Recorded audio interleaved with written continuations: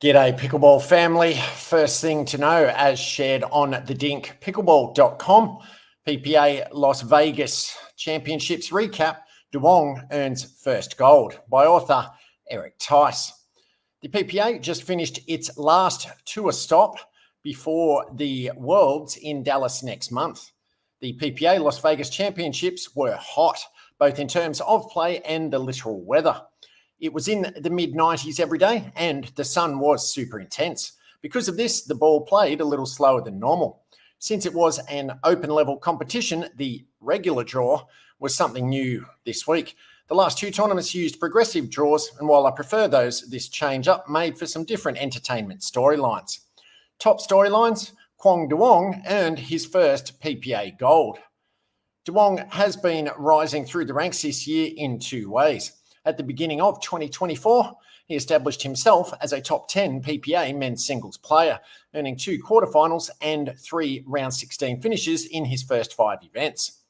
Midway through the year, Quong earned 2 medals. In his 6th tournament of the year, he secured his first medal, a silver, after beating Ben Johns and Jaume Martinez-Vic to reach the finals in PPA Houston. He eventually lost to Federico Staksrud in the final. A few months later, he took bronze in PPA Sacramento, beating Dylan Frazier 11-7, 11-1 in the bronze medal match. Duong has been nursing an ankle injury but showed no signs of mobility problems in Las Vegas. His bracket was made easier by a major upset. 16th seed Roscoe Bellamy defeated 2nd seed Ben Johns in 3 games in the round of 16. Duong faced a tough opponent in his round of 16, Hunter Johnson, who has been on a tear. He managed to win 12-10, 12-10. Quong quickly dispatched Michael Lloyd in the semi-finals, winning 11-2, 11-2. Lloyd was a first-time semi-finalist, beating Greg Dow, Claudio Quinones Garcia, Anik Lahani, and Mota Alhuni. In the final, Quong took control late in both games, winning 11-9 and 11-8. If you rewatch the match's ending, you can see how much this win meant to the youngster. This win is also huge for his chances of making it to the finals. Quong was 7th going into Las Vegas in singles, holding on to one of the last spots. With his 1,000 points, Duong leapfrogs McGuffin, Jaume Martinez-Vic, and Dylan Frazier into 4th place, solidifying his spot in the finals. The most epic women's doubles battle was fought. There's a saying, it's only a rivalry if both teams win. We're officially witnessing the start of a rivalry in women's doubles on the PPA Tour. A month ago at the Atlanta Slam, Rachel Braca and Anna Bright beat Annalie Waters and Catherine Parento in 4 games.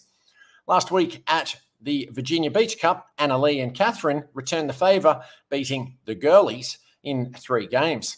I expected more of the same this Sunday, but at the event, I watched Anna and Rachel warm up and saw a level of tenacity in Rachel I hadn't seen before. I knew we were in for a battle. This match had everything. Lobs for days, suspenseful dink rallies, speed-ups, full swing counters, you name it, it happened. In what I would describe as the best match I've ever seen in person, Annalie and Catherine won in 5 games, with overtime in the 5th. The final score was 10-12, 11-9, 6-11, 11-6, 12-10. The craziest part, the girlies had a match point at 10-9 in the 5th game, but couldn't get to the kitchen line. You could feel the momentum shift as that happened. Rivalries are great for any sport, and this one is no different. While the edge is still with Annalie and Catherine, the gap between them and Rachel and Anna is narrowing. Kate Fay earned her 2nd gold. A late withdrawal by Annalie Waters opened up the entire women's singles bracket, and Kate Fay took full advantage, earning her 2nd gold of the year in singles. In one of the best round of 16 matches all season, Fay faced Caitlin Christian in a clash of titans. The score line was 10-12, 13-11, 11-3. What a barn burner, but Fay wasn't done. She then beat Ava Ignatowicz in the quarters and then faced the newly emerging Jeannie Bouchard. Kate easily won the first game 11-2. The second game, however, was a thriller, going all the way to 16-14 in favour of Bouchard.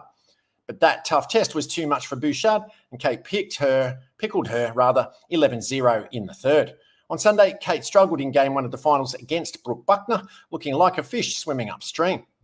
Down big in game 2, 5-9, she caught fire.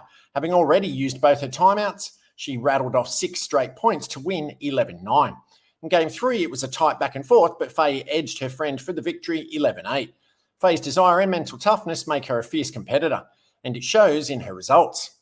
Here's a crazy stat. Faye has only played 8 PPA Tour singles events this year. Her first 2 didn't go well, but since then, her worst finish has been 11th. Her other results, 2 golds, 2 silvers, and a bronze. In fact, Faye has been so electric, she could make the finals while playing less than half the events of the other women. With this win, Faye earned 1,000 points. Faye is only 600 points behind Mary Brasher with 2 events left. Since I'm in Vegas watching, I'm betting Faye makes the finals. Dylan Frazier, J.W. Johnson, and Colin and Ben Johns faced off for the first time in 2024 in the finals.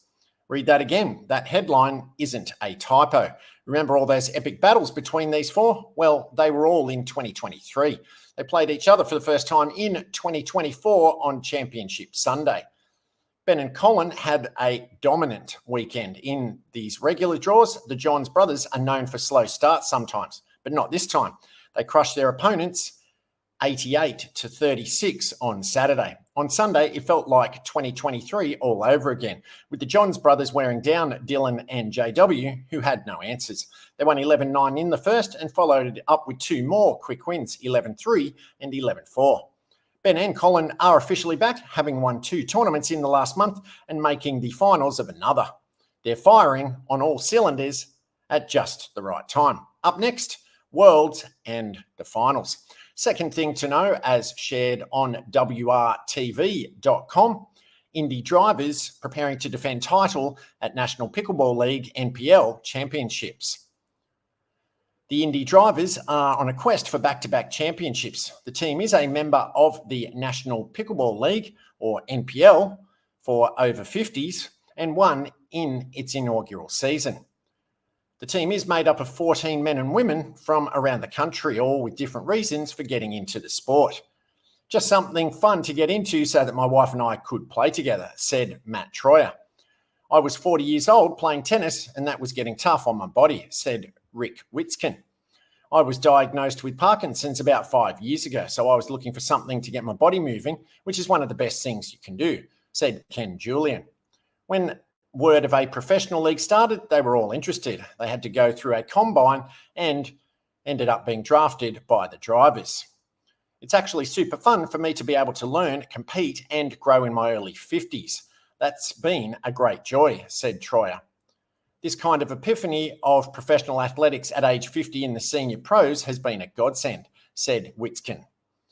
Witzkin is also one of the co-founders of the league. There are 12 teams and 188 players, ages 50 and older. I said, I'd really like to be a part of that, said Phil Cohen, the owner of the Indie Drivers. It takes a lot of twists and turns in the first couple of years, and it's starting to make a more prominent league. It's growing. Third thing to know, as shared on secretdallas.com, this unique Texas Sonic franchise has a pickleball courts just outside Dallas. This Sonic drive-in in East Texas, outside Dallas, is the first of the fast food franchise to have a designated pickleball court area. Sonic Drive-In is a fast food institution in the US known for its sweet drinks, cool treats, and classic American fare. The Sonic Drive-In in Canton, about an hour or so outside of Dallas, also features 3 publicly accessible pickleball courts. Unless you've been living under a rock for the past couple of years, you're aware that the casual sport of pickleball has swept the nation. As of 2023, there were over 10,000 pickleball courts in the US. You can find 3 of them at Sonic Drive-In in Canton, Texas. Opened last summer, the Sonic Drive-In in Canton is the first of the fast food franchise to incorporate pickleball into its facilities. Located on the State Highway 243, the Sonic Drive-In features 3 permanent courts, nets, and lights for play. With reservation, visitors can make reservations through the Court Reserve app. The venue also features a covered area with seating and a playground for the kids. The concept of combining a restaurant with activities attractions and experiences isn't exactly a new one. The new buzzword for it is eatertainment, one that we've seen in quite a few press releases. But outside of a playground at a local McDonald's, let's say, combining an activity with a popular fast food outpost is far less common. Paddles up.